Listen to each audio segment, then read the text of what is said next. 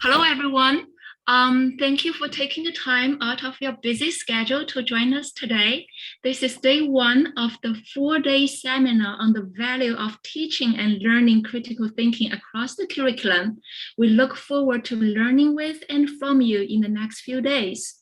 This event is hosted by the Academic Engagement Center. Our center mission is to immerse students in an empowering, engaging, and transformative experience that provides a foundation for degree completion and achievement of their personal and professional aspirations. Our 2021 objectives focus bridges to student success. Critical thinking is described in the Institutional Learning Outcome 1. Upon graduation for UAGC, students will be able to apply logic and critical thinking to evaluate reasoning, explore diverse perspectives, and engage in metacognition. We are very honored to have Dr. Kevin Delaplante as our keynote speaker today, followed by a student panel tomorrow at the same time, where our student representatives from Cass and Forbes will share how valuable their experiences of learning critical thinking have been to their education and lives. On day 3, UAGC faculty will share how best we can introduce and reinforce critical thinking concepts across the curriculum. On the last day of the seminar, the Office of Assessment and Curricular Affairs will present about how we can use assessment data to develop courses that help students maximize their mastery of critical thinking concepts. We received tremendous support and help from CEDO along the planning process. Thank you so much, Haley. You are a lifesaver. We appreciate support from college leaders and program level faculty as critical thinking is introduced to many students in first-year courses and continues to be reinforced through learning in discipline. Next, our principal conductor, lead faculty of competency, Dr. Chris Foster, will introduce our keynote speaker today. Chris puts days and months to bring this seminar to life. If I sing the praises of your hard work, Chris, I will lose my voice pretty quickly. So fully appreciate you, Chris. Thank you. Thank you so much, Ming-Zhen. And also thank you everybody who came today. I know that you all have very busy lives with lots of things to do. So the fact that you're taking time out of your schedule to attend this, to me, shows your ongoing dedication to teaching our students and in particular critical thinking. So thank you, everybody. And I also want to thank our presenter, Kevin Delaplante. I'm very excited to hear from him. I've emailed with him for years, and we use his videos in 5103 because they're excellent. And so I'm very excited to introduce him now. Dr. Kevin Delaplante is a philosopher of science by training. He taught in the Department of Philosophy and Religious Studies at Iowa State University for 16 years, 1999 to 2015, and served as department chair for 4 of those years.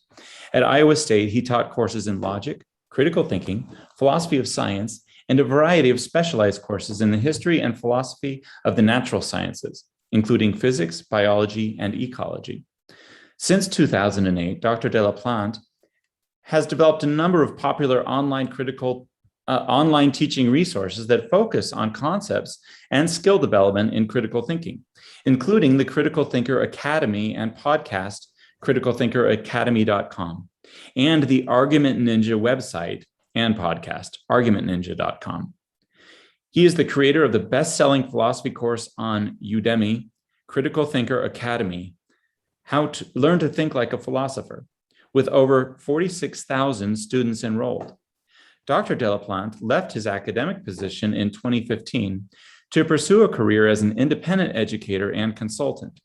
In addition to making his various online projects, Dr. Delaplante is currently a partner and chief knowledge officer at Lanker Consulting, a business management and marketing consulting firm based out of Minneapolis, Minnesota. With that, thank you, and I'm excited to present Dr. Kevin Delaplante. Well, thank you so much. That was quite an introduction. Can you give me permission to share my screen? Yes, we can. There you go. Thank you. Thank you. Now, can y'all see that? Yes, we can. That slide thingy? All right. Let's get this. Be down there. It's just sitting at my work screen area here. So thank you so much for having me. This is the title of my presentation, which I wrote back in June without thinking through all the details of what I was going to say, although I was asked to write an abstract for it, which I guess was shared somewhere. So my goal here is really just to help to shed light on what I mean by the assertion here that critical thinking is a complex performative skill, and why that might be significant for those of us who are interested in critical thinking as an important educational goal for colleges and universities, and also explain why there's a woman doing a sidekick on this slide. Turns out that there is a reason for that.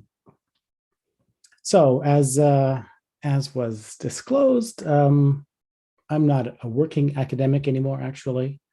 For the past 2 years, most of my time has been spent in the business world, working as a researcher and a writer and a branding and communications consultant, really, with my critical thinking side projects as basically side projects.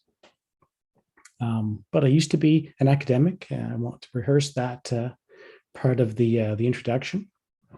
And part of my job at Iowa State University was that I taught at least one critical thinking class at Iowa State every year I was there. So like 16 years worth of courses. So I do have some hands-on experience struggling with how and what to teach in a class that purports to teach general critical thinking skills. And I was one of these instructors who really got into that class. As a teacher, I think I spent more time ruminating about this course than about any other course I taught. It bugged me more than any other course I taught because I thought it was, on the one hand, really important. And on the other hand, I just fixing my screen real estate here. I thought of it as like the most important course I taught for my intro classes anyway. But I also was constantly doubting whether or not I was teaching the right material, all right? So I kept changing and evolving the syllabus and the teaching materials year after year, trying to add material or take away material, add material that I thought was useful and important and more relevant to the needs of the students. This was an ongoing thing for me. So eventually I did manage to get some clarity around the questions, for myself at least. But it was a pretty torturous route, I have to say. So to help work out these issues for myself, there were a few reasons for it, but I did start producing teaching materials for public audiences, mostly in the form of video tutorials, but as mentioned, also in the form of a podcast. That top screenshot there is from actually, this is a screenshot from the homepage of my personal site, which is a bit outdated now. It should be updated, but that link there, the learn more at the top, goes to my the online, like the membership site that has all these video tutorial courses in there.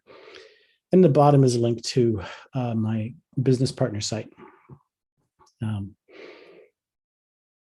But you get the gist. So getting back to the topic for today, my plan was to follow a path through my personal story of struggling with the question of how to understand what critical thinking is, why it's valuable, and how it should be taught in the classroom, but also in the world outside of the classroom. And I want to use that story to introduce some of the key issues that show up in debates or over critical thinking pedagogy. So I'll just say up front, I do not have any easy answers to offer to the challenges of teaching critical thinking at an institutional level. But I do have maybe a perspective and some clarity around what the problem looks like, at least. So the first thing to acknowledge right straight up is that everyone pays lip service to the value of critical thinking. It shows up all the time in mission statements of academic institutions, in the statements of teaching philosophy and learning outcomes. So you'll often read things like the university seeks to foster in all its students lifelong habits of careful observation, critical thinking, creativity, moral reflection, and articulate expression. This is from an actual mission. You've got your own on your own site here. Here's another one. The university fosters intellectual inquiry and critical thinking, preparing graduates who will serve as effective ethical leaders and engaged citizens. And finally, the college provides students with the knowledge, critical thinking skills, and creative experience they need to navigate in a complex global environment. So everyone loves this, right? But then you have to ask, I mean, one of the questions about critical thinking pedagogy is, but do colleges really teach these skills? I mean, do they really? Like, is this an article of faith that we've assumed? Or are there ways of measuring these outcomes? And that's kind of the core of the, at least part of the debate within the field of critical thinking assessment and pedagogy. And is there even any agreement on what it is that we should be looking for? What are the criteria for improvement, specifically in critical thinking skills? So in fact, quite a long-standing debate over this. As you can imagine, there's no consensus on answers to these questions. But there are camps, though. There's always camps, right? So at the highest level, you could say there's an optimist camp and there's a skeptics camp. And the optimists believe that there is some core set of thinking skills that are common to any domain of inquiry, and that by teaching them, you can help people to improve the thinking of people regardless of their domain. So they believe in cross-disciplinary critical thinking skills. And skeptics, well, they're skeptical of various aspects of that claim. Here's another way to put the question. When you look at different disciplines, philosophy, history, cultural studies, biology, physics, sociology, and you do an inventory of the disciplinary skills and the dispositions, the habits of thought that are valued within these disciplines. Are some of these skills and dispositions shared across all disciplines? And if that's the case, then those would be candidates for what you might call general domain-independent thinking skills and dispositions. And those would be candidates for the curriculum, the content of a dedicated course on critical thinking. Now, the belief that there are such skills and that they can be organized and taught is the driving thesis of, in education circles, is called the critical thinking movement. It was an educational reform movement, emerged in the US in the late 60s and really flourished and took off in the 70s and the 80s. It was motivated by 60s radicalism, frankly, civic unrest in the 1960s in universities and college campuses, where there was a lot of youthful energy around critiquing social structures and norms. And there was the civil rights movement and the women's rights movement and the environmental movement. And so there's issues of important social and political and economic issues of the day were, high in the minds of people, and a lot of professors were engaged in the activist sides of that movement, but they felt like, especially in the philosophy side of things, there was a lot of attention paid to the foundations of logic and mathematics and certain sort of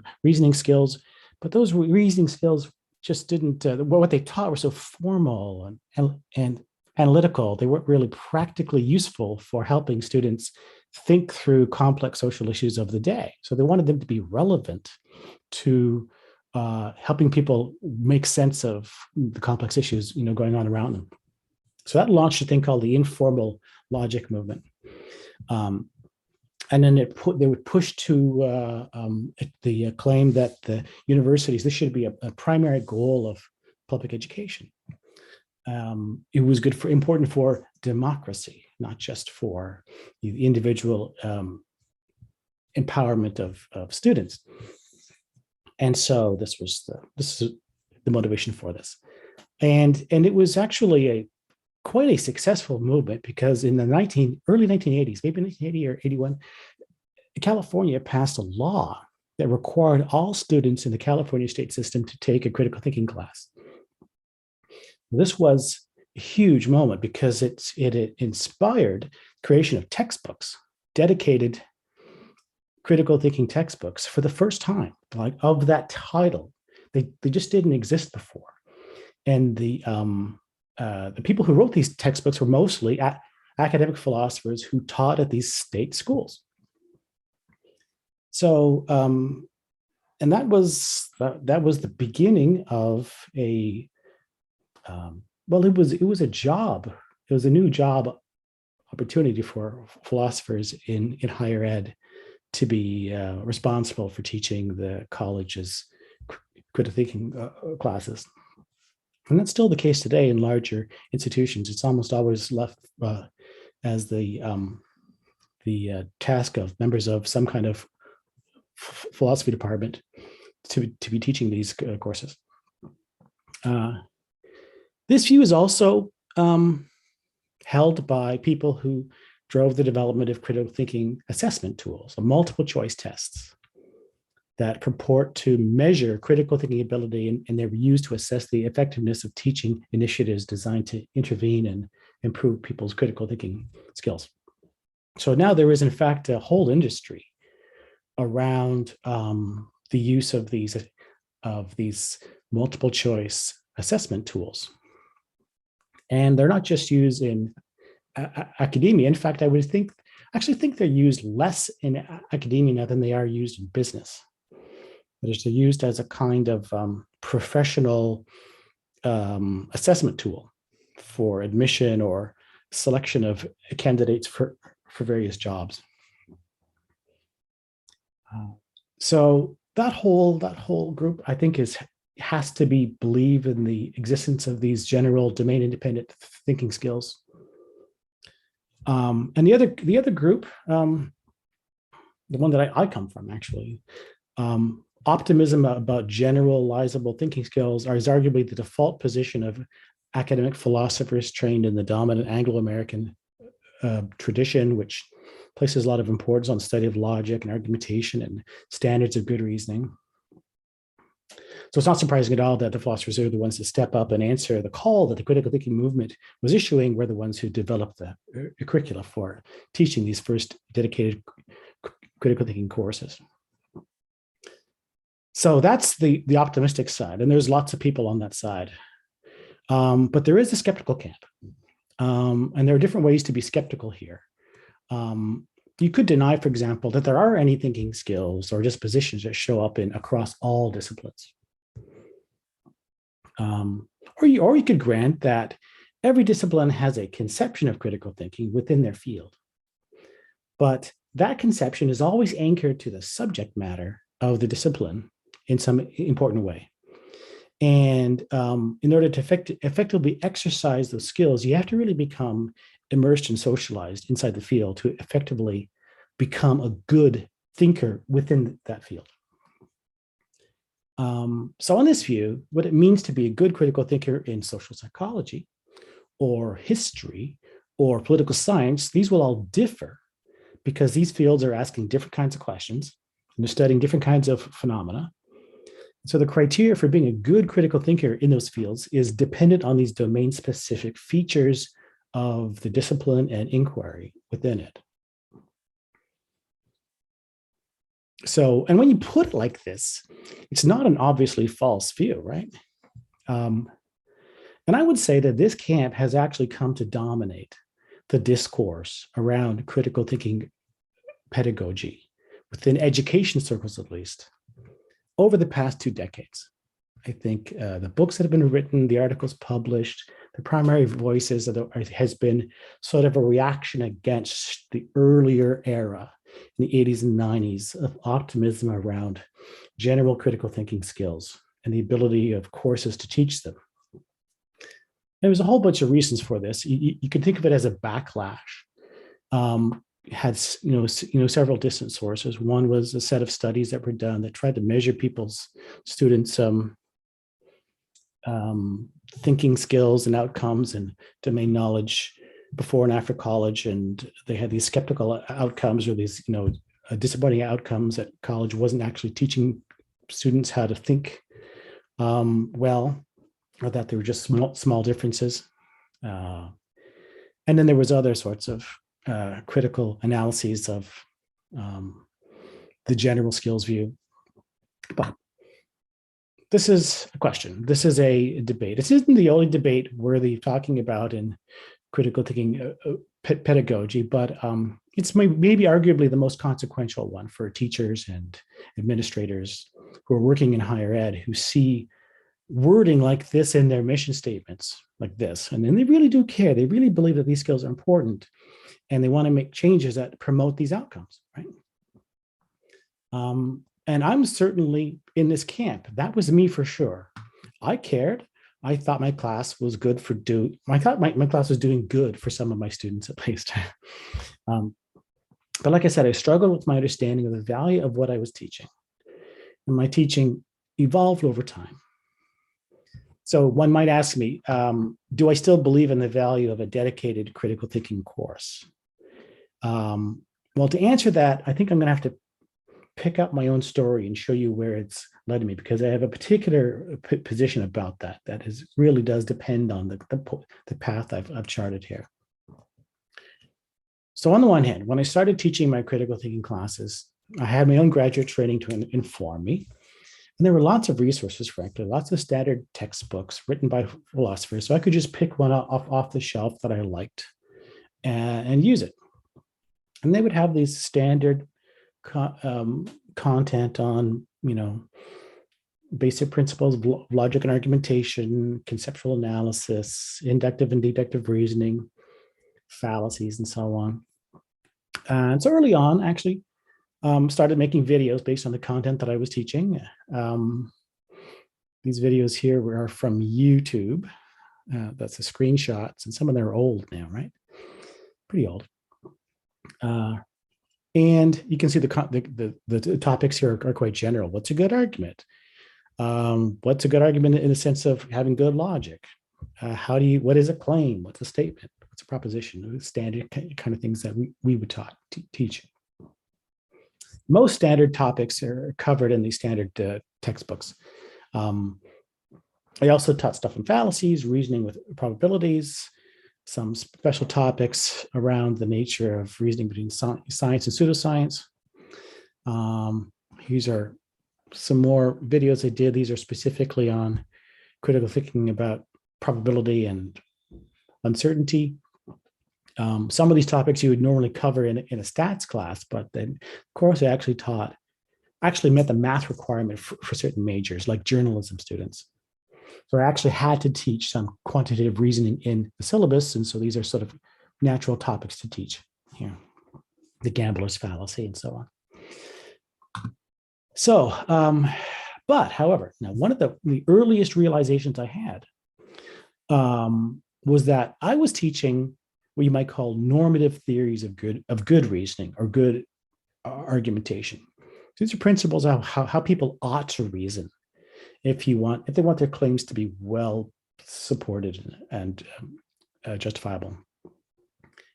But that's very different from this question of how people in fact reason. It's fundamentally a different question. And almost nothing that I taught for years ever addressed the question of how people in fact reason. That my textbooks didn't include it. It just wasn't there. They didn't talk about this question or about the gap between the is and the gap between how people ought to reason and how people in fact reason. Just didn't show up. And maybe that's not surprising, of course, because the question, how do people in fact reason, isn't a question for philosophy as such. It's a question for the empirical sciences, really. Mostly psychology, and related fields like neuroscience, sociology, and economics. But this question seemed to me vital to the whole enterprise of trying to improve our critical thinking skills. Just, the simple point, if we're all systematically prone, say, to certain kinds of errors in judgment, then it's important to know why and how that occurs to see if there's anything that we can do about it, right? So it's like strange, empty space in what I was teaching that I had to fill by going outside the textbooks and outside of my disciplinary background to bring that material in. So that's what I did, though. Decided to branch out and bring into my classroom teaching some of these key ideas and experimental results around the psychology of human reasoning. And some of these books are going to be familiar to many of you. They're not philosophy books per se. They're typically from psychology and economics. Thinking Fast and Slow, Daniel Kahneman. I mean, he's now famous now. So I brought these in. And I ended up starting to teach more of this content in my course and making more instructional videos based on this new content. What's confirmation bias? What's the anchoring effect? What are framing effects? What is hindsight bias? This is all standard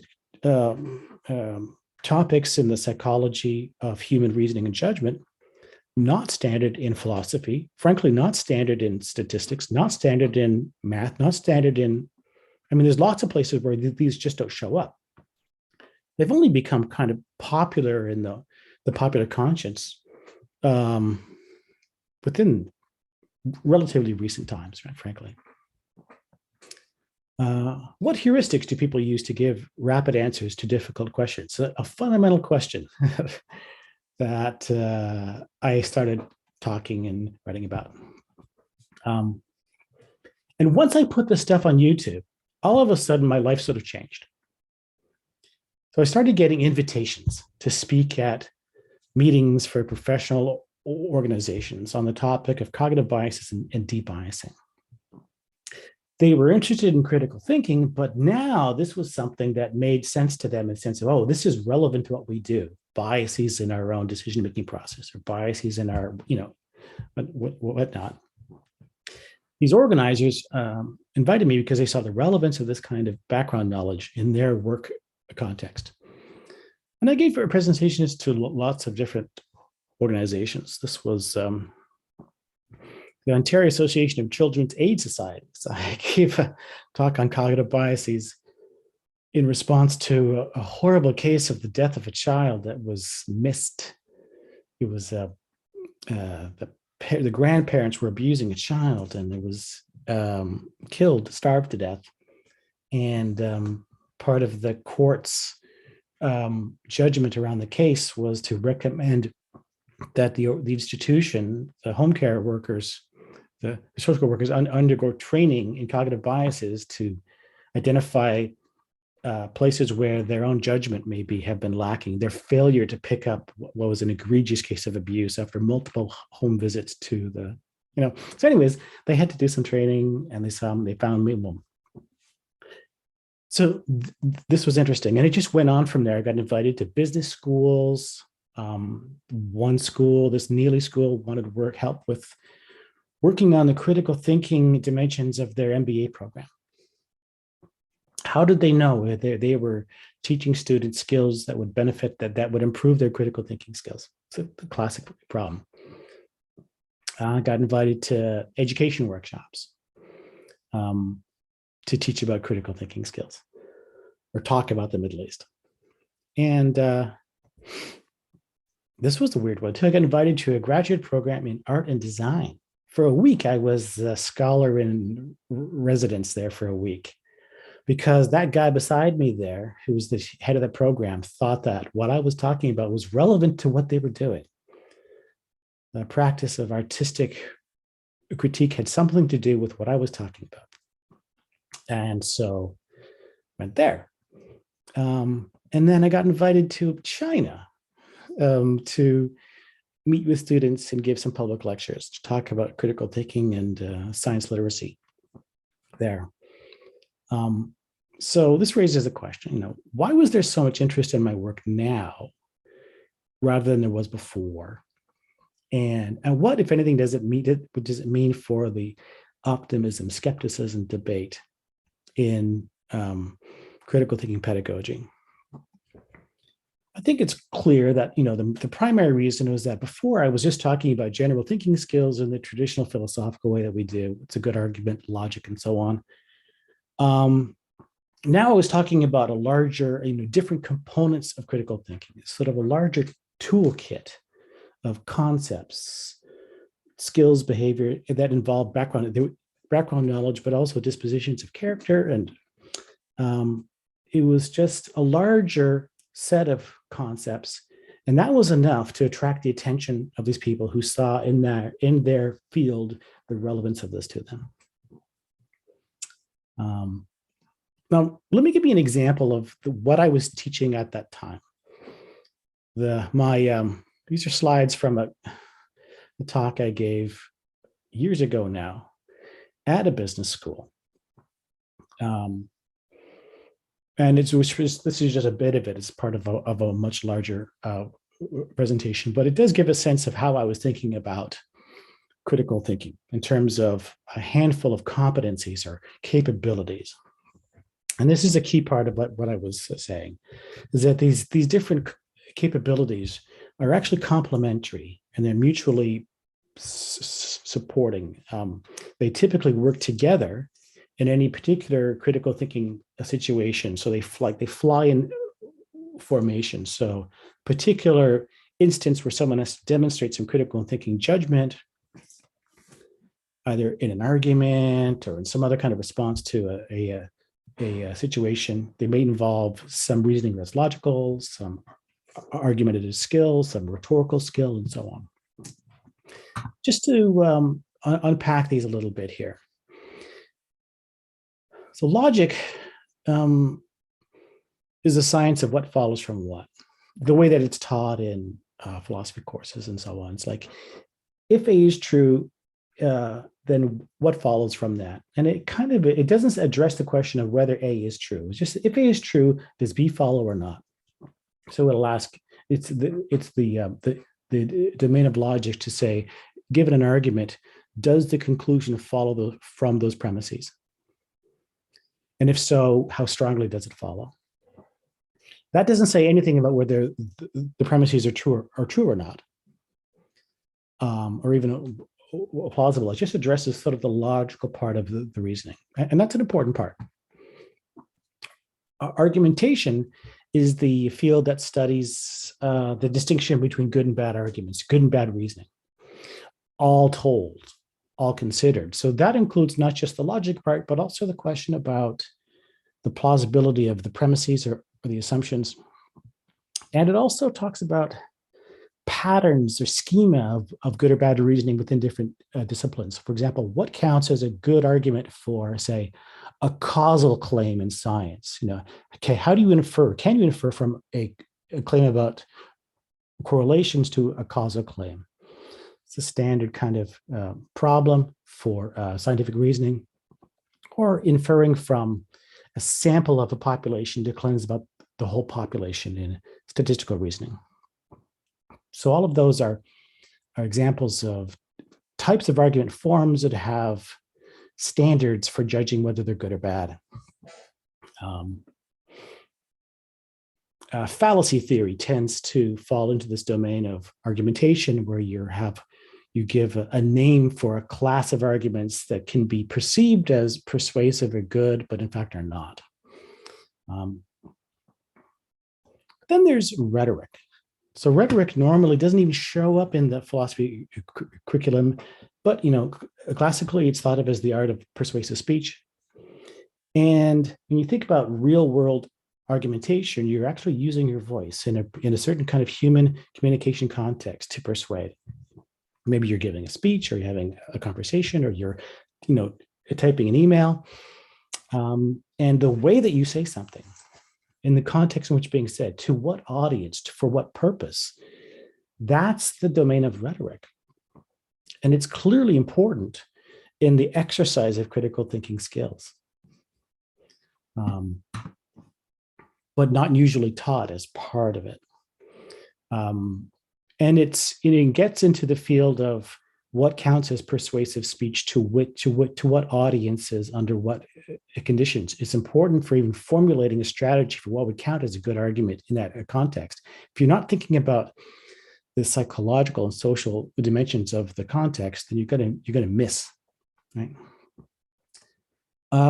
Background knowledge, it turns out to be really important. turns out that all the logic in the world cannot make up for ignorance about a subject matter. It's just the way it is. So you do, if you want to be a good critical thinker about a particular field, like political science, like economics, like healthcare policy, like whatever, you have to know something about the subject matter. And it's also helpful to have some knowledge of the intellectual history of debate around a topic, like the history of debate around whether or not raising the minimum wage is going to have positive or negative economic consequences. There's a whole history of thinking about that question, and you'd be well suited to get some background in it if you wanted to become a better critical thinker about that topic. The third area, which is important here, is some knowledge of, for example, of how the human mind works, how cognitive biases work, how human memory and perception work, all those things that are important to understanding the quirks and the limitations of human beings as knowers, as reasoners. Crucial. Number 4, I put in creativity. It's an important pillar, I think, the idea the ability to look at problems in different ways and identify solutions that open up new possibilities that weren't evident before. Certainly part of problem solving and the generation of novelty. And that turns out to, in some cases, to be a very important trait, to be able to look at problems, to generate, to see, seeing that outside the box, so to speak. And then there are these character traits, which have long been understood to be an important part of critical thinking. Often they're called dispositions of character here. It's not just having the skill to be able to reason well, but you have to care about reasoning well. You have to care about intellectual honesty and integrity. You have to be responsive to good reasons. If someone gives you a good response to your objection, it has to matter to you, right? So all these things, these are dispositions or habits of thought that characterize the good critical thinker. And these are not technical skills. There are virtues of character, if you want. And the other part of when I was teaching this material is the idea that someone can be good in one area and bad in another. So if you imagined that all these 6 different dimensions was like an equalizer with 6 different dials that you can adjust up and down, then if you could ramp them up to the max, right? Imagine these are all maxed out as high as they can be. That's not a very realistic picture of a human being. Some people are good at logic and bad at logic. Some people are well versed in the background knowledge of their field in which they're talking, and some are less well versed. Some people are disposed to reason well all the time because it matters, and others are really indifferent to those character trait things. So you can have a situation like this, where a person, they call him Ken here, is maybe great at logic and analytical and this kind of reasoning, but he's not so great at, he's not curious. He doesn't seek out understanding. He's only seems to be committed to his own happiness. You compare someone like that to, let's say, this Sarah, who's a very skilled speaker and writer, but not a skilled debater.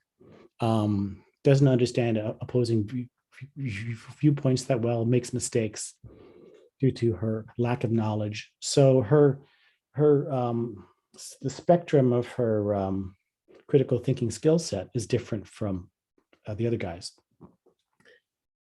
So there's no single way in which one could be good. And it turns out also that the kind of skill set you have, or the capability set that you have, may well be suited for one situation, but not for another. So let's imagine on the left here that you have a particular problem context in which this situation requires strength in rhetoric and background knowledge, and less so much in these formal logical parts and so on down here, because that's what the situation demands. But what the person is bringing is the strong strength in here and here, but less down here. So this is not, in fact, a good fit. That is, this person in this context is likely going to struggle to make good judgments. or to make wise choices in that context, because they don't have the capabilities that match the requirements of the situation. So this picture is a model. It has some things in common with some of the standard critical thinking skill models that are out there, but it also includes a whole lot which is not normally included. The stuff on rhetoric is never included. The stuff on the performative stuff is never included in standard lists of critical thinking skills. And you can see, if you look at it, that it tends to sort of have features of both general and domain-specific context. So in this model, there are generalizable thinking skills.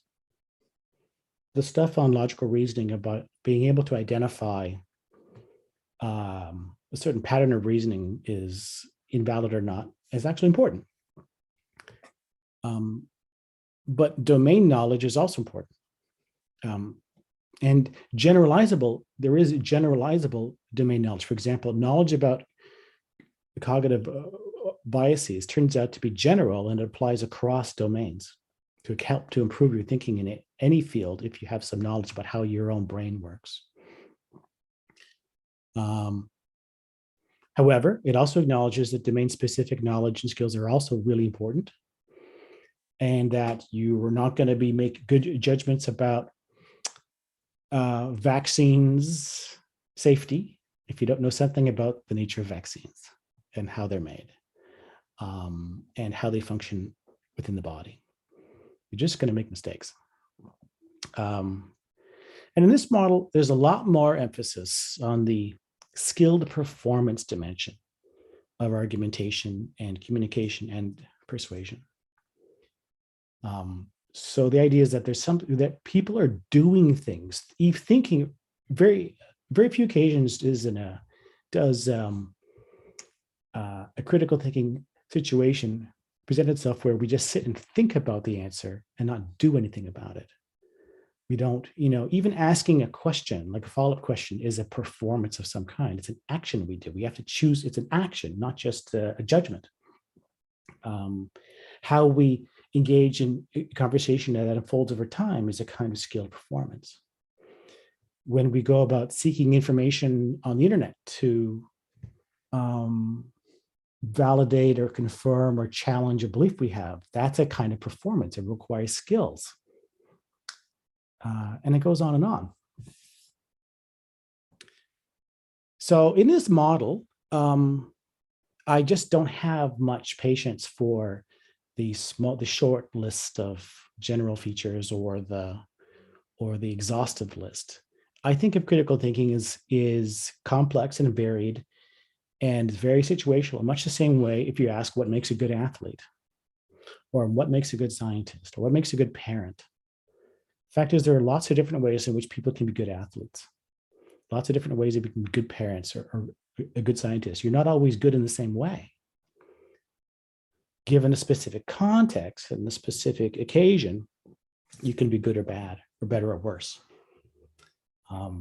But the idea of giving a necessary and sufficient listing of the criteria for being good or bad in a context is probably a hopeless task. Now, here's a question. Maybe it can be part of the conversation you guys have over the next 4 days. Is there a good pedagogical model for teaching this conception of critical thinking that emphasizes these multidimensional facets, these sort of skilled performance aspects? And here's where I have some inspiration. When I think about like music education, well, it's skilled performance. It's not thinking in the same way, but it is thinking involved. There's a lot of thinking in skilled musical performance. It takes a long time, a lot of complex skills, and you're learning about playing well versus playing poorly.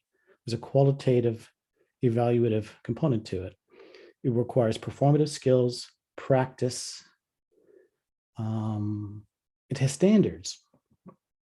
What about athletic training?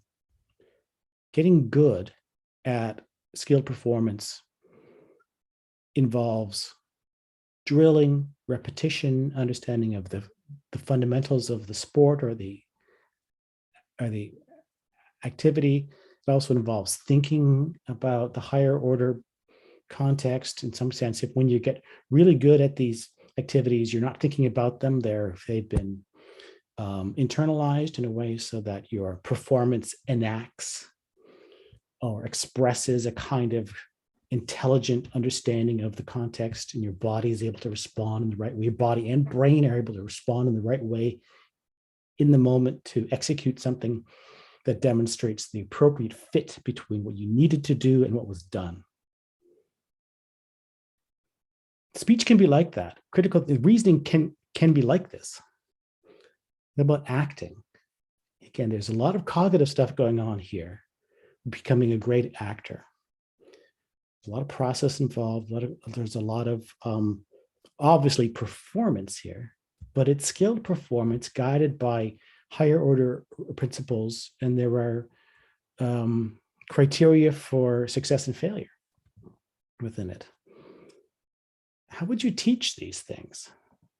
Well, this is debate. This is a debate club, closer to sort of traditional conceptions of critical thinking instruction, where you're doing formal debate. But I don't think of this as a substitute for critical thinking instruction. Being able to debate well in this thing is a kind of highly stylized form of argumentation, where the rules of success and failure are set by the context and the incentive structure of the rules, but it's performative, right? And that's the thing. What about this? Turns out it's my favorite example. Martial arts training has a physical performative aspect to it. It has a cognitive aspect to it. There's lots of complex skills that have to be decomposed and put together and practiced over time, combined to create, at the high level, some very sophisticated, complex, internalized skills.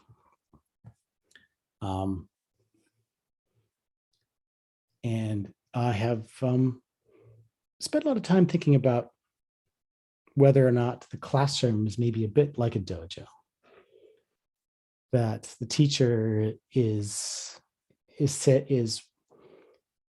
creating an environment in which certain rules and expectations are set, in which certain performance goals are identified, in which there is an explicit curriculum of instruction, but also the classroom experience is also part of the learning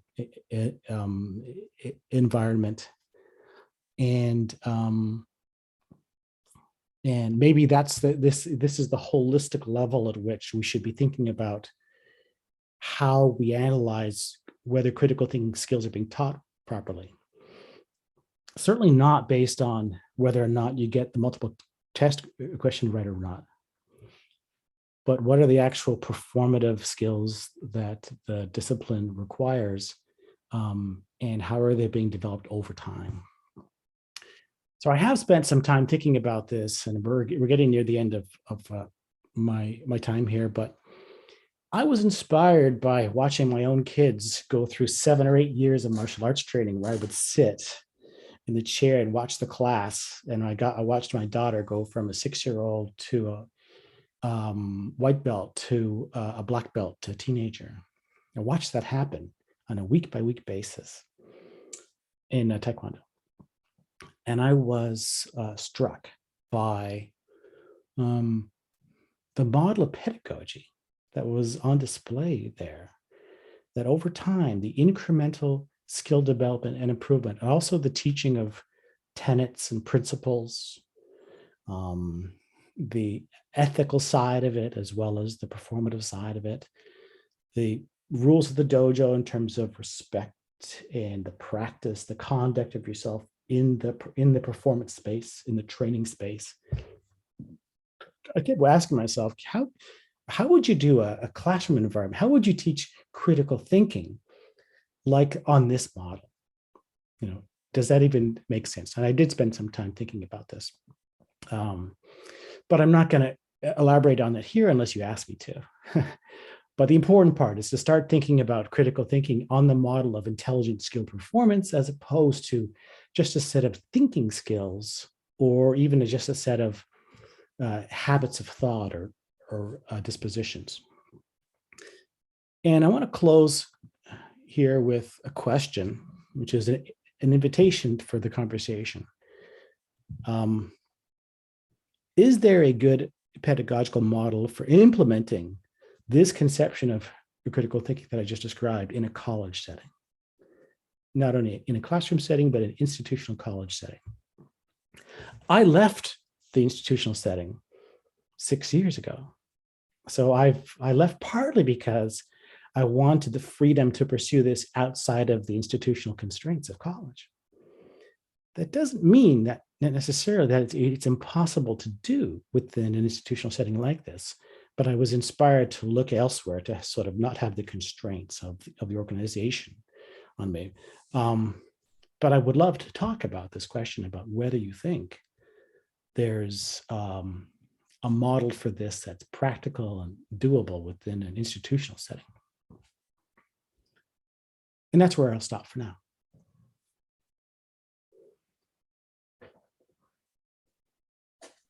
That was wonderful, Kevin. Fascinating, and certainly an engaging question there. So I'm going to, without further ado, turn it over. If anybody wants to engage in the Q&A, go ahead and unmute or put it in the chat.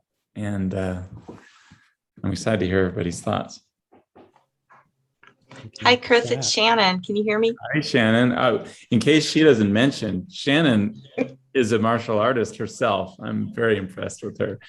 So go for it. Thank you. Well, yeah, I was loving the whole thing, but the last bit in particular, I'm a competitive martial artist. I've been on the U.S. Nationals full contact stick fighting team 3 times, competed at Worlds, own a martial arts school. And I share this with you simply to get the context for the strengths I have seen in my teaching martial arts and my teaching philosophy in specific critical thinking.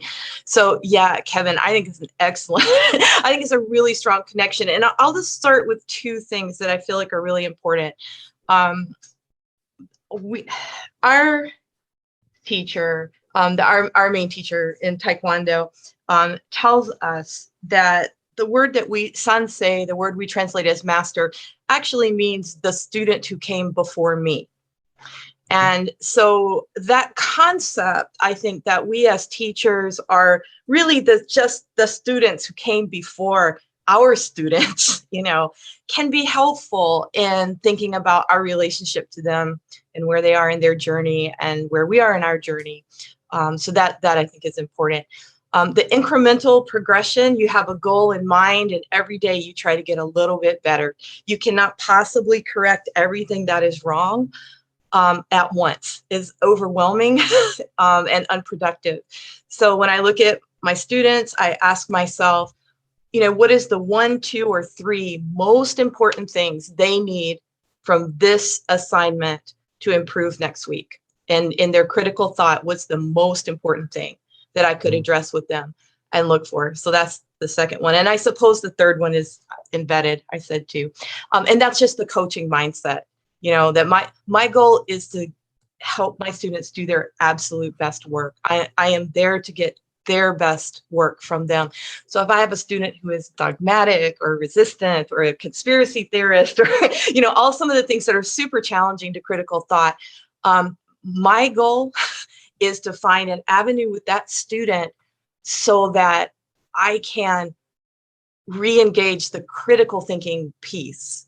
And so that by the end of the course, I see some type of willingness, maybe, to tolerate ambiguity, perhaps, or, willingness to be able to reconsider common ground that they have with the other students that they value enough to try and reach it in another path. So anyway, those are, thank you. I love the martial arts piece. And those are some ways in which I see it in my teaching every time I go into the classroom.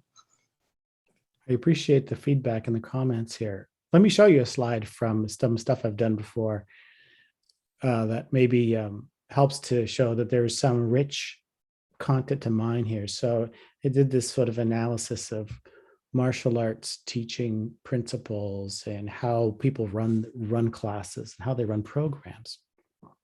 And I was thinking about these roles of the non-combat principles that are commonly shared across all martial arts schools, the tenets, the values. What are the 5 tenets of Taekwondo?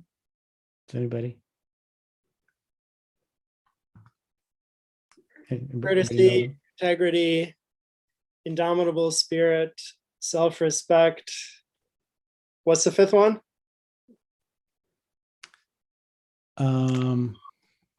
Perseverance, Self-control. self-control. Courtesy, yeah.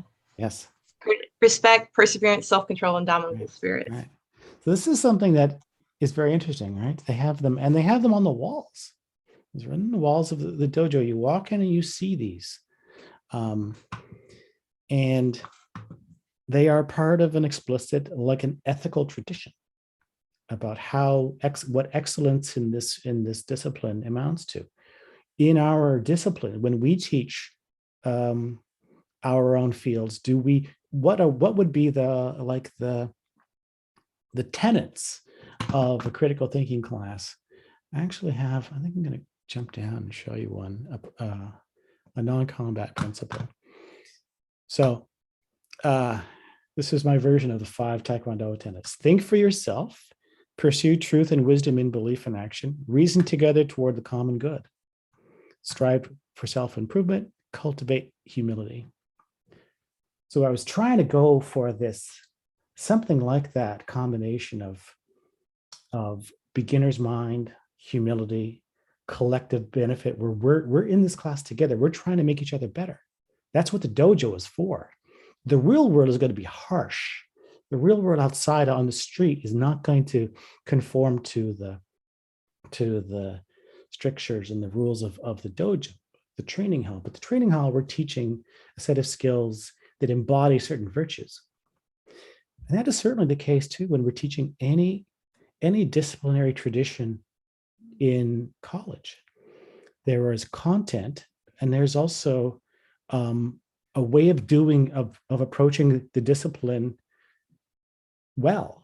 That is what it means to be a good researcher, to be a good scientist, to be a good whatever. Anyways, so I have kind of a whole rich little set of, I didn't want to go into it because it's longish. There's also a curriculum I have here for a foundations course that is where the conceit here is that you take the concept of an argument as the core, as the anchor concept, and you see how it intersects these 4 other dimensions: argument and reason, argument and knowledge, argument and communication, and this is argument and persuasion.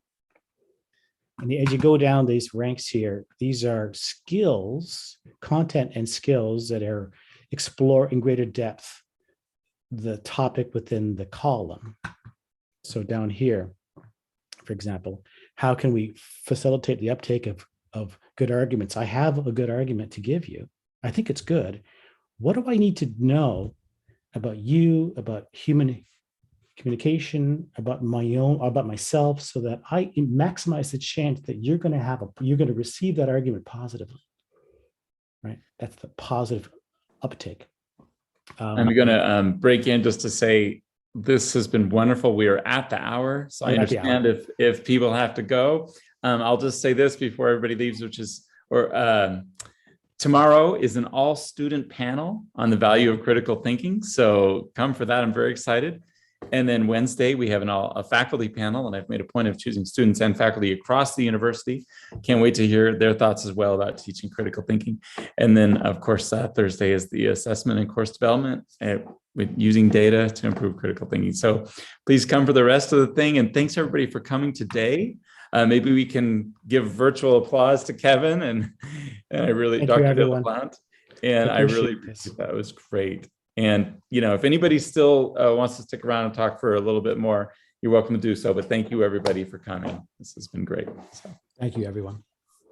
I enjoyed the chat too. I was watching the chat earlier. It's awesome. Yeah, I think a lot of us would be happy to stay for another hour or two. That was really great. A lot of fodder for fun conversations.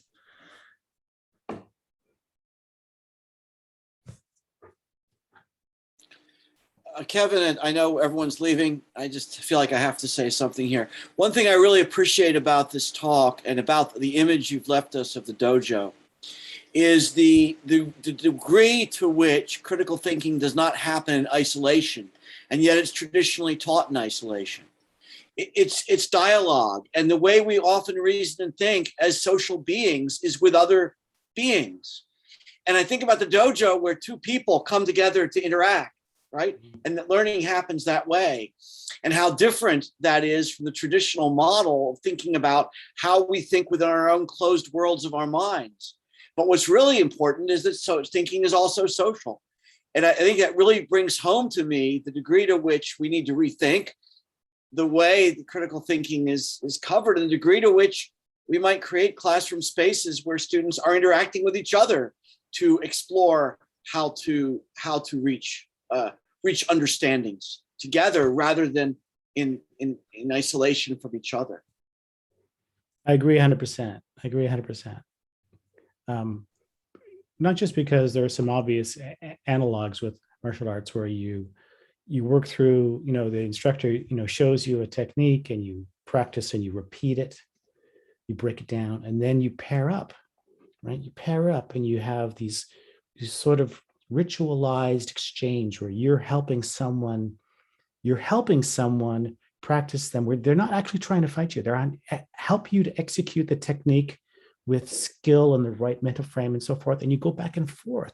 And then those interactions can escalate to more resistance, right? So you're acting not just a kind of ritualized form, but you actually have to enact some of the skills involved that it's closer to realistic exchange. Why can't we do that in a classroom environment where you have a model of pair debate, for example, but it doesn't start off as debate, but something a bit more some structured and supportive, and then it can grow from there, right? You help each other find, let's say you intentionally make a claim or give an argument that is guilty of a certain fallacy. You present it, the other person has to try to identify it. Is that a fallacy or not, right? So how would you do that in a way that made that productive, right? And then you want to get to the point where you sort of see the patterns. You internalize it, but only because you've done that work can you get to the point where it's internalized in the right way. So this is why, debate classes are good, because you have these opportunity to practice. They're also, in their own way, artificial, and only a tiny fraction of students get to do it, right? But we have all these opportunities with classes and students we meet every day to do things where we become sort of aware of the participatory nature of that every interaction we have with them and the students themselves is an opportunity to practice some kind of skill.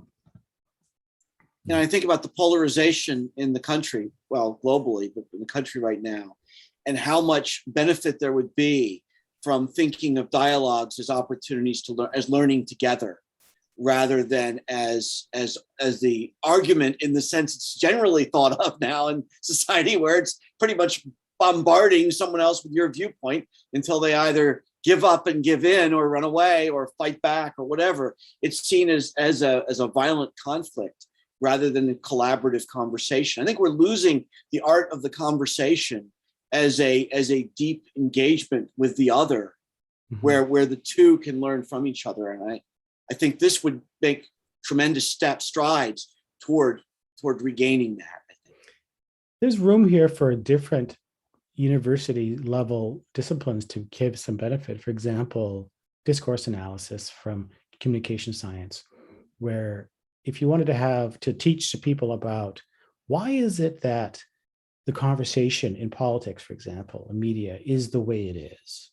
Why is it you have these certain features where there's no patience or there's a kind of degeneration going on? It's like, if you approach that from an academic standpoint, like what would be the best account of why the conversational the discourse has gravitated or migrated to this pattern? That would be a great research case study, but a great opportunity to do some political psychology, social science, right? Dig in, figure it out. And when you turned on the TV and you watched a political debate next time, you'd see it with fresh eyes. Like, it wouldn't just be making me mad because he says the thing that makes people mad. You'd have some kind of framework where it'd say, well, of course, this is why it's going on. Well, of course, why would it be expected any different? So that we get some purchase on what's going on. That's empowering, to be able to understand why the discourse in this context is different from the discourse over here. And also how it's the only way we would be able to strategize how could you change the ship, get the ship to steer. Like, what do you have to do to make the ship start to steer back towards a certain course? Because there's so much inertia in it. Just raging at it is so helplessly feeling, but you could study it, right? It would be part of the education of a critical thinking program to understand the social psychology of social discourse.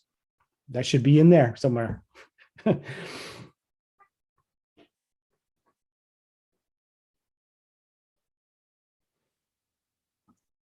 I love that. I'm a firm believer that good critical thinking needs to engage with civil discourse, and what you shared was fantastic. So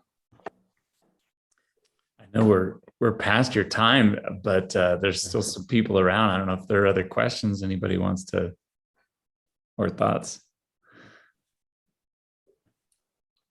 I also love the way you connected like that initial like sort of skepticism about whether there are common critical thinking, universal critical thinking virtues, but then you connected that to an approach that allows for a multiplicity of skill sets that have maybe things in common that we can create a more robust and sort of engaged version of critical thinking.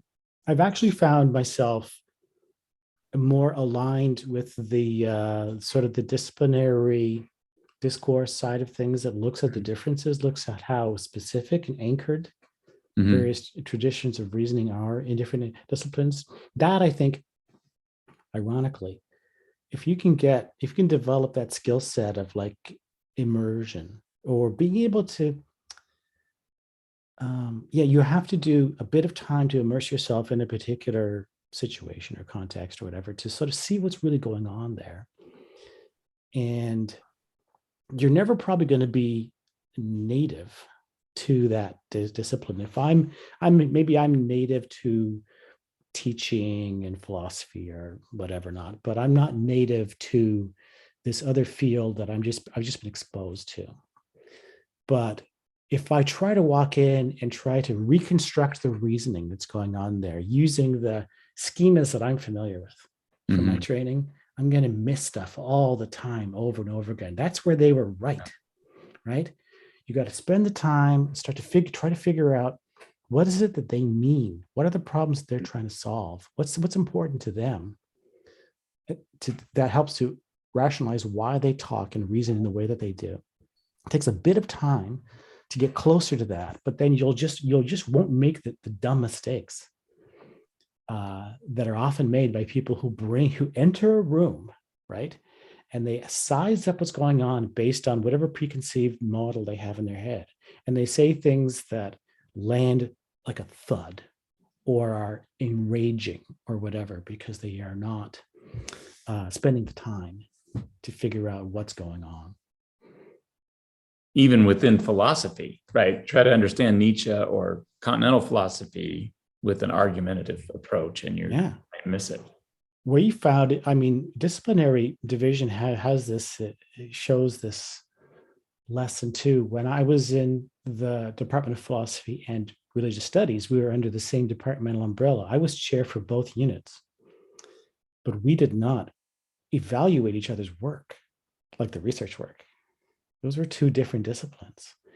And we had often had these conversations. I remember as I was a young, new philosophy junior faculty, and I would talk to the religious studies faculty right next to me in the hallway, right? Yeah. And ask about what they were doing. And I would kind of marvel at the questions they weren't asking that would have been natural for a philosopher to ask, but they weren't. They were interested in other questions. And initially, my initial response was a little bit like, what? Aren't you even curious, though, about X, Y, and Z? But it was just the wrong attitude. I walked in primed to think a certain way. And then I had to be educated over time about what it is that they're trying to do. What's the problem that they're trying to solve with their disciplinary background? And so I see that problem a lot. So sort of big picture question here then, how does this approach affect either the value of or how we teach an introductory critical thinking class, like, you know, our philosophy 103 informal logic class? You know, should we do it differently? Should we make it, should each discipline have their own course, introductory critical thinking course, or can we do it in a way that allows for the branches to have their specificities? I would, if I was doing a critical thinking class, I don't know if it's well served by only being taught by people with a philosophy background, right? Because it reinforces only one dimension of what is a multidimensional thing. So, but if I was asked to do it, I would have content both from the reasoning side of things and stuff on. I would always teach stuff about argumentation, for example. I would always have that, but I would also always teach something about cognitive biases. Those two things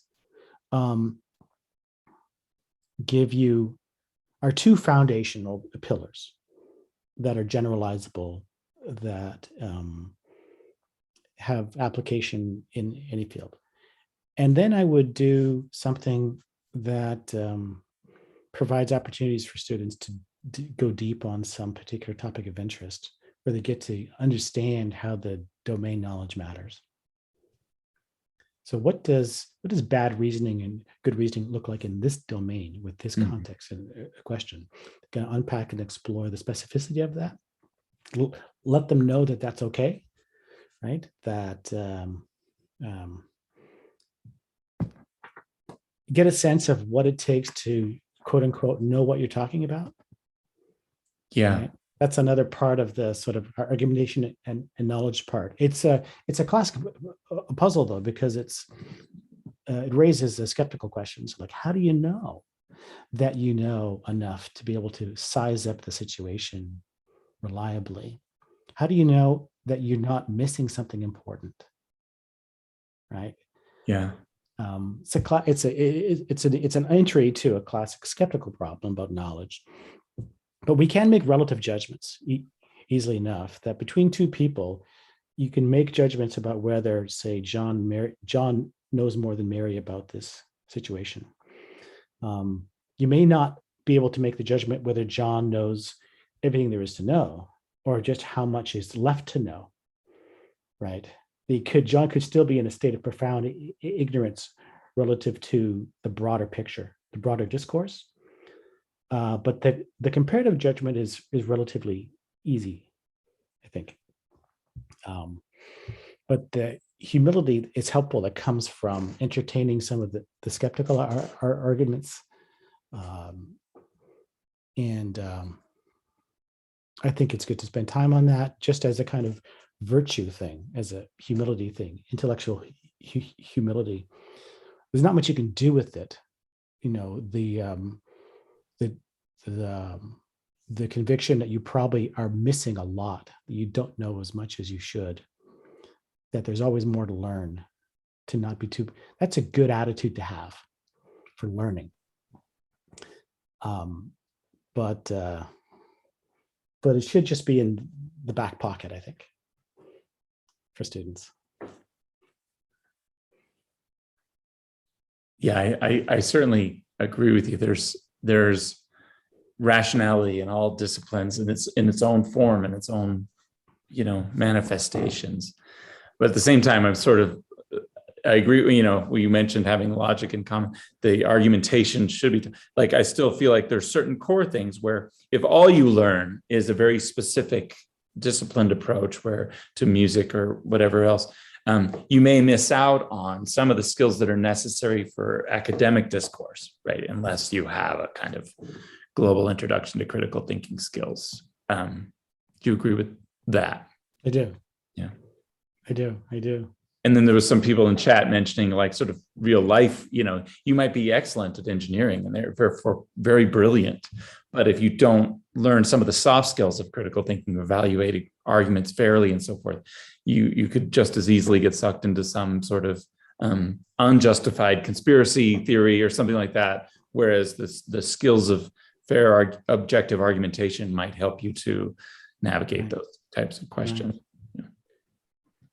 I like the idea of being, maybe it is a personality type that I want to understand, but a really good prophylactic against conspiracy things is getting brushed up on the psychology of conspiracy thinking, which is this burgeoning field.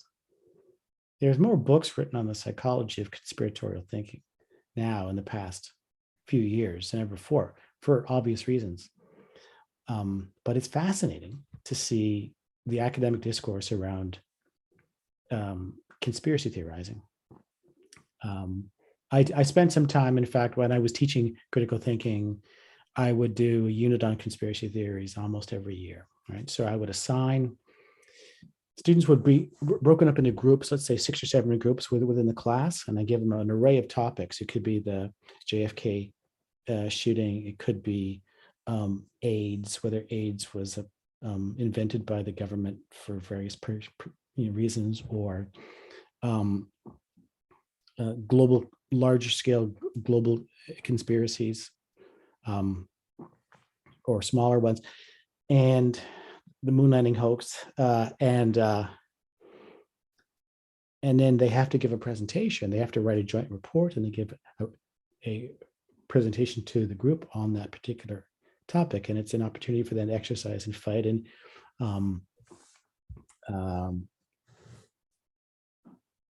utterly fascinating thing for them to be forced to go through. It does run the risk, though, that some of them will be persuaded by their own research that to believe a conspiracy when they didn't set out to, but they just went down that rabbit hole. And you see in practice that there's dispositions. It could well be. It shows you what's missing, that someone like an otherwise smart student will be exposed to something and find it plausible, and you find it manifestly implausible. So what's the difference between them and us? For me here right now, that makes that difference at that point. Is it background knowledge? Is it some other sorts of mental scripts, or political identity is playing a role? I spent a lot of time over the past 3 or 4 years looking at the relationship between tribal psychology and critical thinking dispositions and skills, right? And because I was interested in this whole thing, like what's the effect of tribalism and polarized identities on the ability to make judgments, think for ourselves, and think critically. And I think there's a whole fascinating literature there, again, burgeoned over the last 5 years. Mm-hmm. And it's all very kind of dispiriting, but I think now that's another field of literacy. If I was put something in a course now, I would do something on sort of tribal literacy. We just get the facts down about the extent to which our tribal psychology informs our judgments about rationality, and also moral judgments, where us versus them thinking is a pervasive human norm. It's not something that's pathological to people, to only certain kinds of people. We all do it. And in fact, yeah, I spent a lot of time trying to figure out why it was so adaptive in our evolutionary history to that kind of thinking. It turns out to be very helpful for human sociality. But then, like so many other cases, there are contexts in which it breaks down or becomes pathological. And I think we're seeing some of that here, for example, I think with the inability for the population to respond to a global threat in any kind of rational, unified way. I teach an on-ground course too once in a while, and I always have a thing in there. Well, we talk about conspiracy theories a bit, but I also started doing a lecture about cult logic. I called it, cult thinking, with the sort of thesis that we all engage in cult thinking. Like there's just different ways it manifests. And I've had a student come up to me after, crying because she realized that she'd spent her life in a cult just because I had like a bullet point all list these things. of cult thinking, and it turned out that helped her to realize, oh my gosh. But you're right. I'm connecting that with tribalism. I think that even like political parties, we engage in some of the bullet points of cult thinking, social reinforcement, for example, punishment for disagreement, and various things that keep everybody in line in the tribe.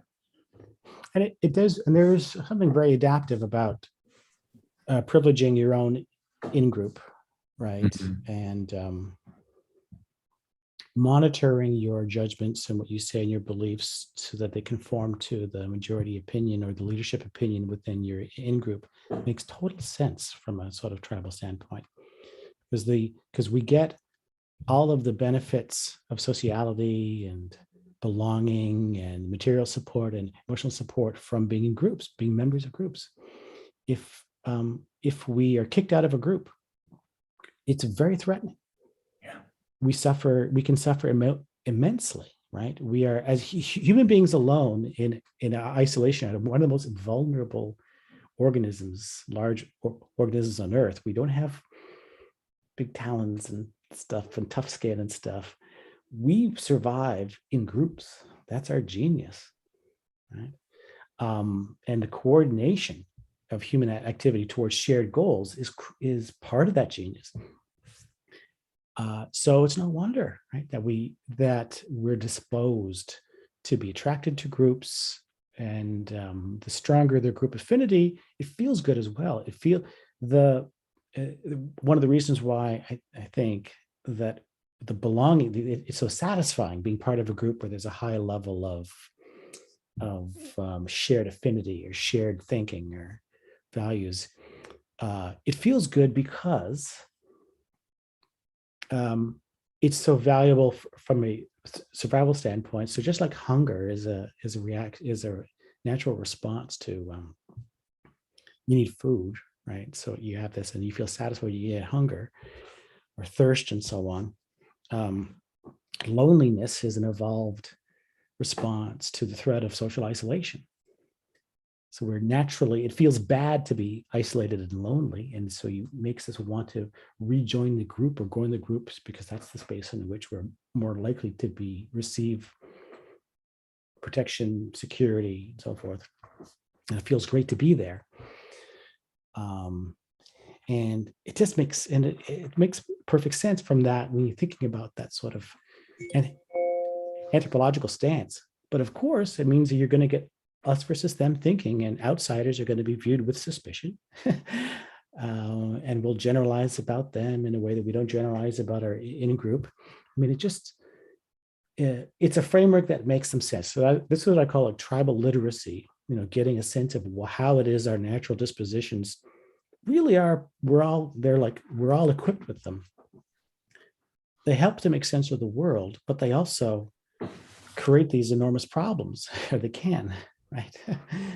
When they get out of hand. And I mean, it's the very same principles that when they get pathological that enable human beings to do the worst things possible to each other, right? Yeah. That sense of the way in which we can treat outsiders as subhuman, as virulent threats, as our ability to dehumanize, probably an adaptive strategy for group survival, right? But it's what enables the human nightmares that we're capable of, right? So great benefits and also great risks associated with that mindset. I don't mean to hog the conversation. I was asked in the chat if I've had frustration trying to teach logic or ethics in a 5-week time frame. The answer is yes. Oh, you have?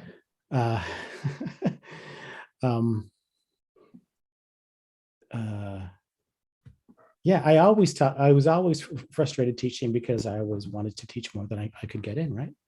Don't we all have that problem? What you're saying about groups and horrific thing reminds me of, Jonathan Haidt and of course, Zimbardo, is that how you pronounce it? Lucifer Effect and all that stuff. It's Right. Fascinating. Right. Another good book on this is it by so the best book on dehumanization. It's harrowing. There were two when I grew up. One's more recent, the other one is older. It's on Kindle.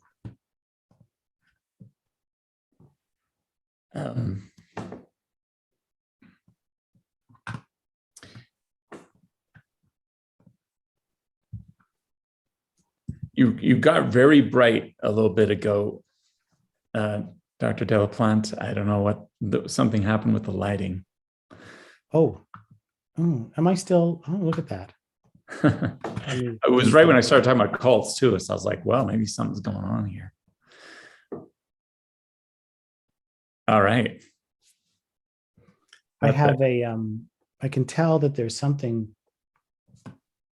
I'm going to unplug my camera. Sometimes does bad things. So I just unplugged it and I'm going to replug it in. Oh, there you go. It's a little different now, isn't it? Great. Yeah.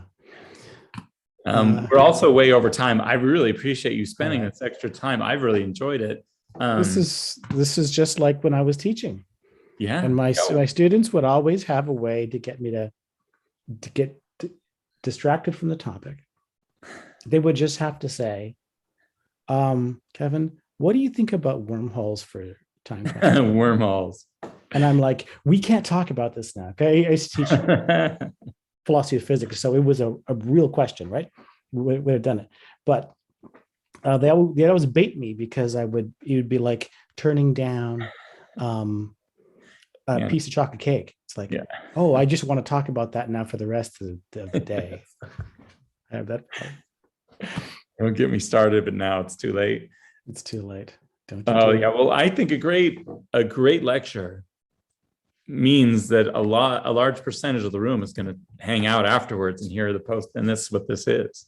You've had 20 plus people hanging out for another half an hour just because this has been so interesting and fun. So thank you again. If anybody else has a last thing they were dying to ask, go for it. Otherwise, the class after the class, Dr. D. Otherwise, there's the book. This book right here on humanity. He's doing great work on this is the title page, the cover page. Nice. And he has a specific thesis about our tendency on what it means to dehumanize, what the characteristics of it are, and the historical stuff going back to the Greeks and other times, and what people have said about it. That's great. Fantastic.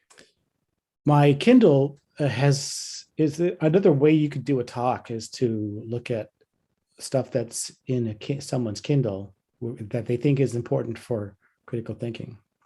So I have all these neuroscience books, for example. Wait, I think you need to go back. You got Clifford's attention. Clifford is a biblioholic. I think he wanted to. I need to take a screenshot of your recommended sources there. So I don't have a critical thinking label, although, do I have any critical thinking? Kevin, I'll ask you another wormhole question here as we wrap up. What are your thoughts? What are your thoughts, Kevin, about the role of narrative in all this? Because you spoke at length about tribal thinking. But I also think there's an important role of narrative and the fact that the human mind is drawn to narrative, almost like a drug.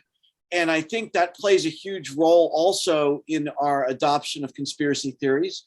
And I think it also plays a huge role in the way we reason. We're looking for connections to the stories we've already bought into.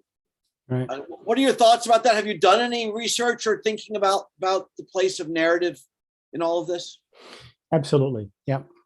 And I got jump started because it's this toolkit here. I view it as a subset of the field of persuasion and influence. What is it? What are the kinds of communication that human beings are most prone to be influenced by? Stories are fundamental and archetypical and ancient. And I also, in my job now, I do a lot of writing, and I do a lot of narrative writing, turns out, for client work. And so understanding story structure, which I love, and creative writing, which I love, but unpacking story and how people respond to story is a great skill for business, marketing, communication, whatever have you. Story, communication in general, teaching. Great teachers are often great storytellers, but also I've got way more on conspiracy than that. Some of the language, the material around conspiracy thinking. The stuff here, there's the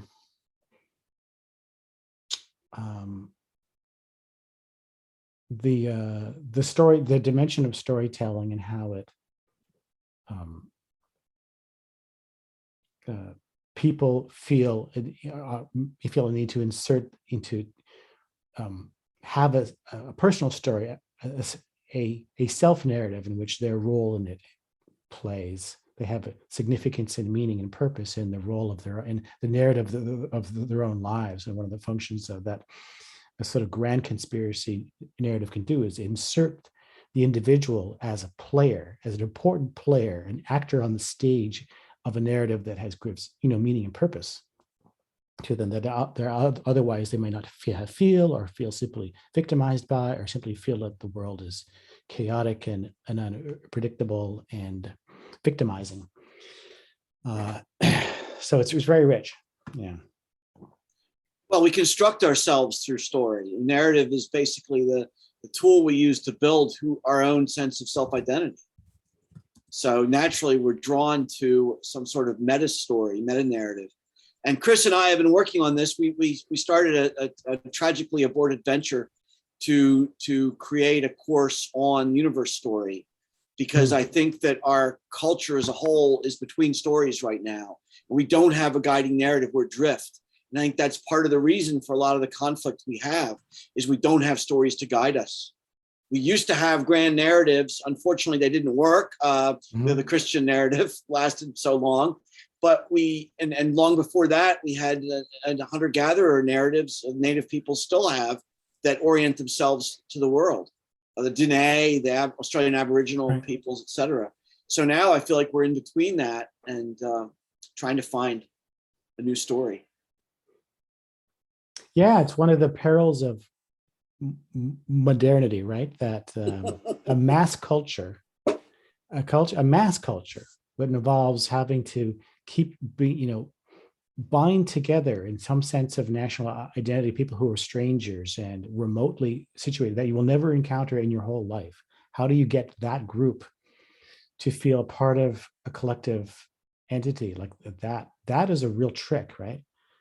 And Yuval Harari has talked about the role of fictions as being crucial in like the fiction of the nation state and the national identity as part of it. But all the theorists said that the mid 20th century who wrote about propaganda for the first time were theorizing about it. A lot of them were talking about the role of propaganda as a means of creating identity that binds together a mass culture that otherwise doesn't have a shared religion, doesn't have a shared language, doesn't have a shared other sorts of cultural markers that are part, that can give you a shared identity. And so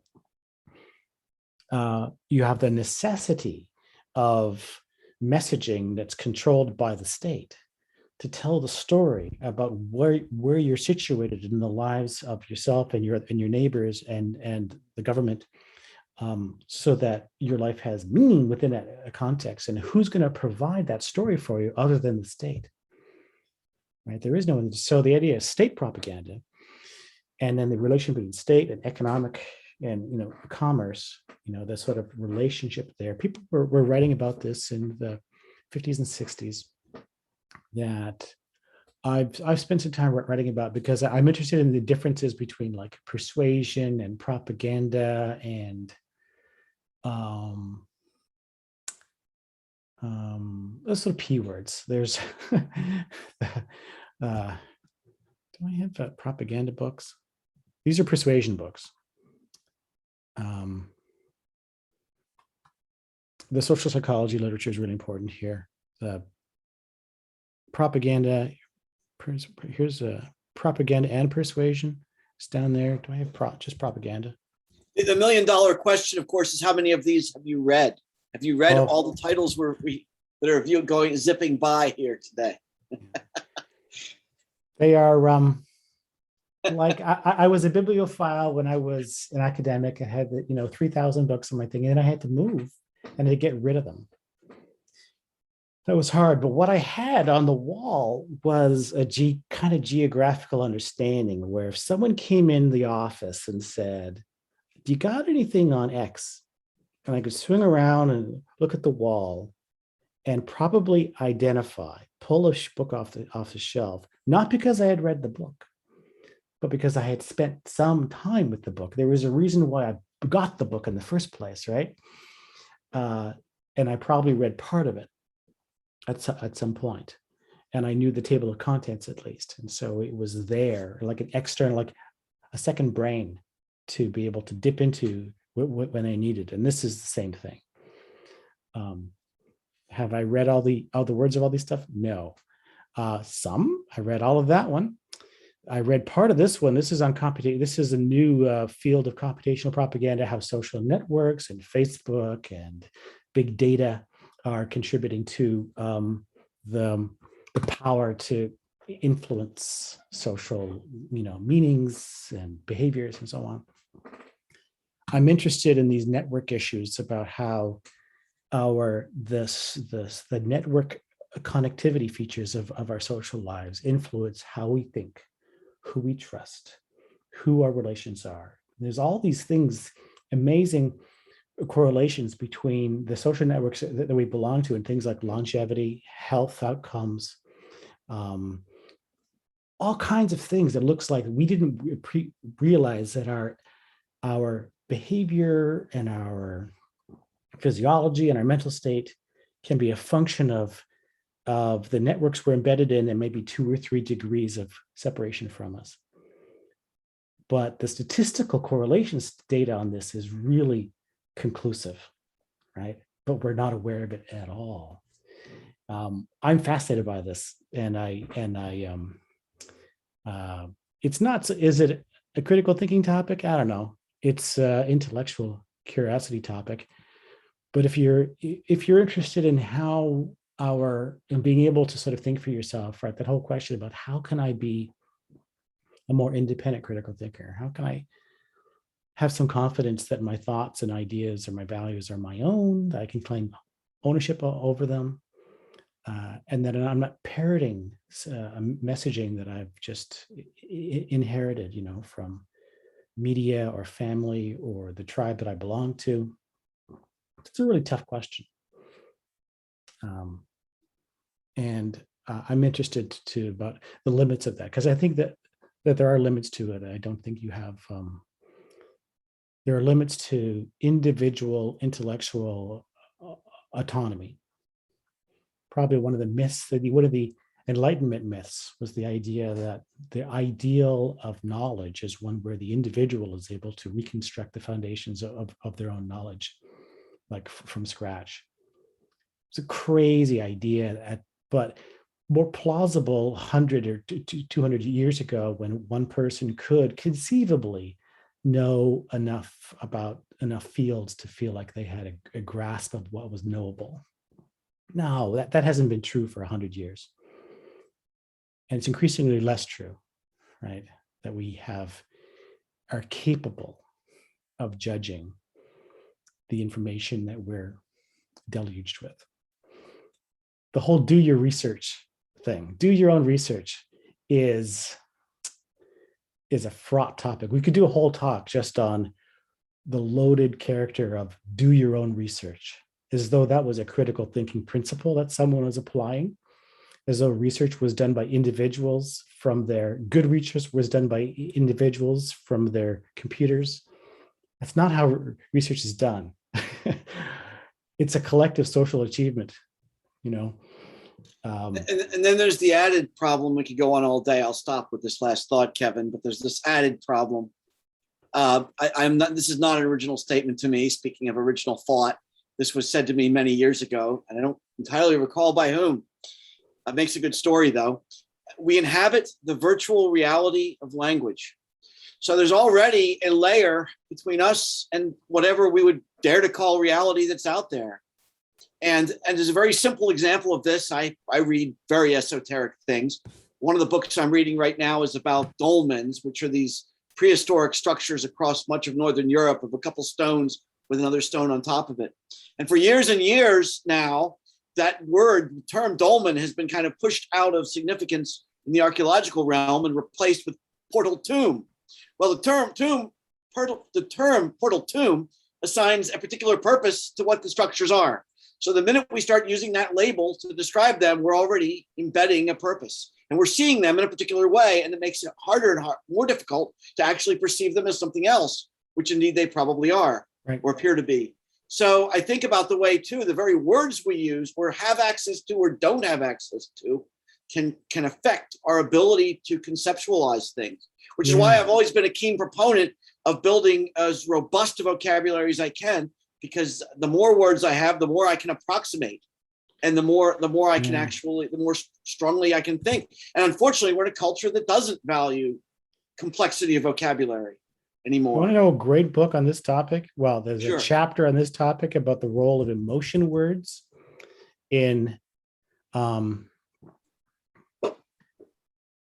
constructing, that is, our ability to think, our ability to experience the realities of our environment, or the realities of other people, including in our own, to be able to identify, to know what's going on with us, is a function of our emotional vocabulary, the emotion concepts. So if you spend some time learning some of the different words for different emotional states and in different languages that we don't, like in English generally doesn't, but there could be this culture that has a word for this distinctive emotion, or you develop your vocabulary that refines the distinctiveness. All of a sudden, it can open up your ability to be aware, to discriminate internal states, and also discriminate external states, motivation states of other people, be able to make critical judgments about what you intended by that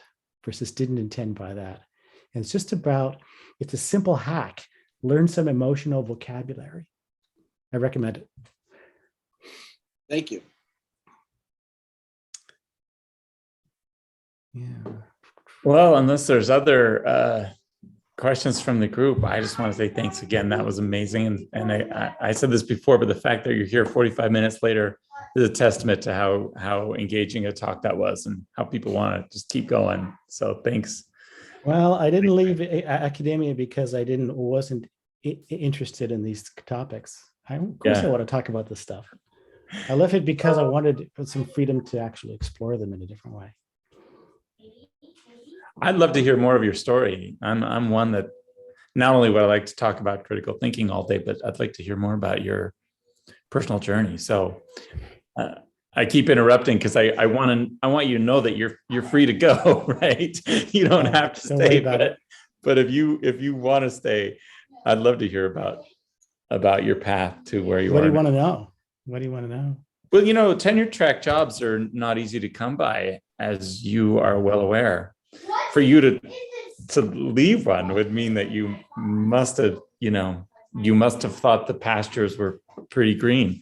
So I'd love to hear more about that, as how that the motivations and how that played out, and if it's been as rewarding as you hoped it would be to be post-academic, stuff like that. I'll tell you Sorry, my kids are. I can hear them. That's awesome. Got home. That's Yeah, great. yeah, That's great. I actually had when I was in graduate school, I was very interested in public education, and I thought that maybe it'd be good to do something closer to philosophy journalism, like by analogy with like science journalism, where your job was to sort of translate what's going on in one academic area to make it useful and digestible by the public. So my idols were people like Carl Sagan and other sorts of science communicators who had exposure through TV or the other various mediums or books.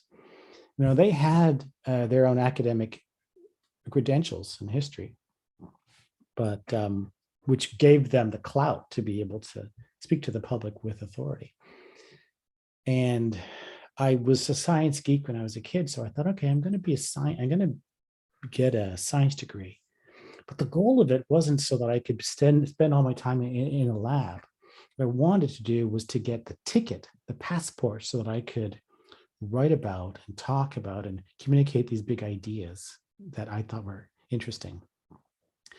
And so that was all about wanting to be a teacher and a learner, not necessarily a bench researcher, And so that was the start of that. But it shows you that even early on, this interest of doing public outreach was part of my sort of self-conception. And I eventually ended up in a philosophy graduate program, and I sort of got socialized into the profession. I saw what that path looked like. I kind of decided for myself as a grad student, I was going to give myself about 10 years and then get a tenure track job. I'm going to spend the time in there, get tenure or whatnot.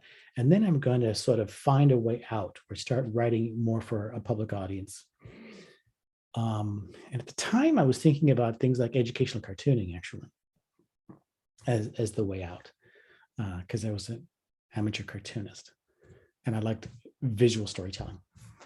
And but the field sucks you in, and of course, then you have family and kids, and you have a job, but then all of a sudden you can't leave without replacing your income, right? You have to find some way, and that's obviously harder than it would say. So it took a little longer than I had planned, but the stuff I was doing on the side with the video courses and all that stuff ended up starting to make me some money. And then the consulting things and the speaking requests showed me that there was this sort of market for speaking and ideas. And there was the year around maybe 2012, 2013, I made like $30,000 off of my side gig, in addition to whatever my salary was at the time, which was not very much. It was probably like 60. So half a salary was made, half again of the salary was made from these side gigs. So that was like a proof of concept.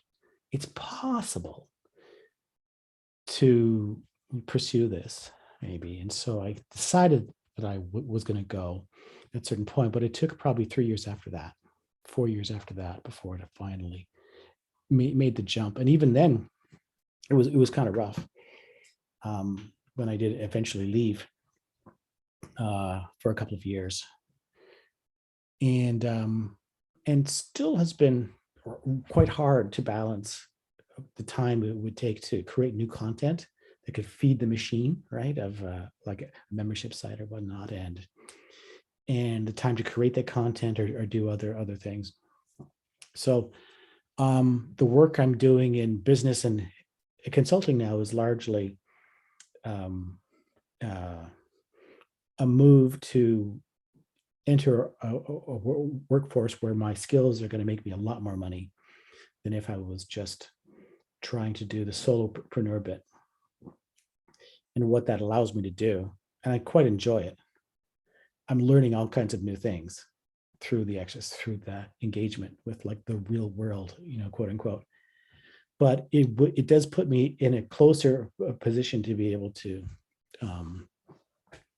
enact some of these, more grandiose plans, like setting up something like an Argumentation Dojo platform that has all this instructional content, as well as, a whole online learning curriculum and program that is dialed into the pedagogical stuff that we've been talking about. That's an enormous investment of time and resources. And one man can't do it. It's a bit like the difference between writing a screenplay for a movie and then having the movie made. One person can write the screenplay. Sure, one person doesn't make the movie. You need a team and buy-in with the producers and directors and the talent and whatever. And so I was going on with these years planning, but I didn't have a team, right? So that's kind of the part of the story about switching over and getting some work lined up in business that was going to be more lucrative for me. That gives me the freedom, the margin to imagine having the resources to do this. You're on mute. Yeah, for a reason. My daughter and her friend are making some noise in the room next door, but that was great. Thank you so much. I feel like I could talk to you all day, but we'll spare you that. Is it just us and Clifford? There's 6 people, including 6 people. the 2 of us. So there's 4 other people. So, but I am going to let you go and say thanks again. You were awesome. I'm getting all kinds of guys. Just got an email about how great it was. So I will email you today about how we're getting you paid and all that. And thank you.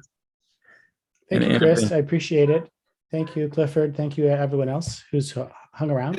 And Chris, thank you. I think we should take a moment to appreciate what you're doing this week with this critical thinking program and with bringing Kevin here. Kevin, I'd love to keep up with you. I definitely could talk to you for hours, I suspect. And it's been an absolute delight. Thank you very much. I appreciate it very much. And I will try to be, my schedule is going to be weird today, but at the 4 o'clock time, I'd be happy to jump into those Zoom meetings for the other. I'd love to hear what the students are talking about. Nice. Yeah, it was actually Ming-Zhen, my boss, her idea to do a student panel. And I think it's great. I'm very excited. Great idea. Yeah, they should be very cool. So yeah, we'd be delighted to have you join us. So, and please stay in touch. I love talking to you. So thank you. No problem. Thank you again. Okay. Bye-bye, everybody. Take care. Bye. Have a good evening.